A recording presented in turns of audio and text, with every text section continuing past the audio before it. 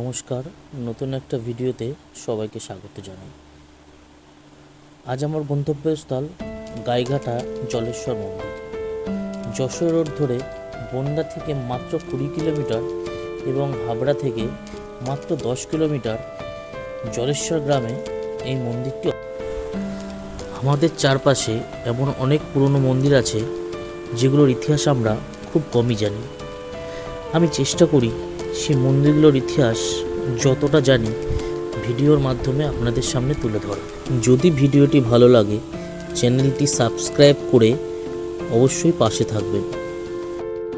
সেন বংশের রাজত্বকালে আনুমানিক 800 বছর আগে এই মন্দিরটি তৈরি করা হয়।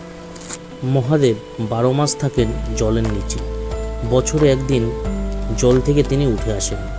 উত্তর 24 পরগনার গাইঘাটা থানার অন্তর্গত জলেশ্বর গ্রামেই এই মন্দিরটি অবস্থিত।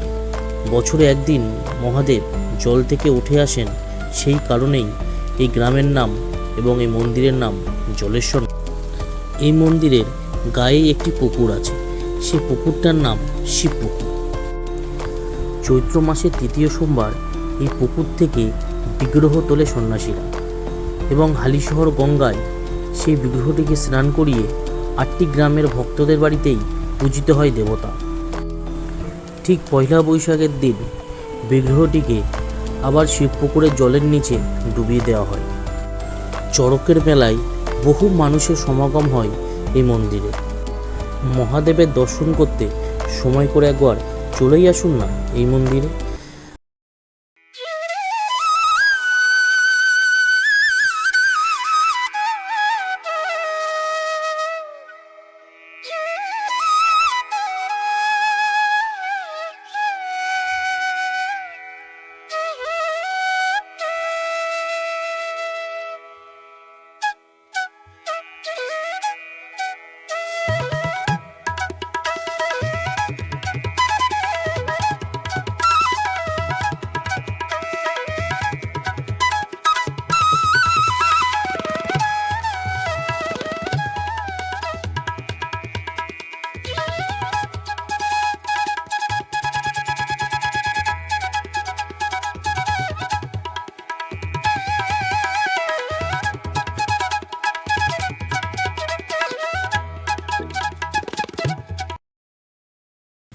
দেখা হচ্ছে আবার পরের ভিডিওতে।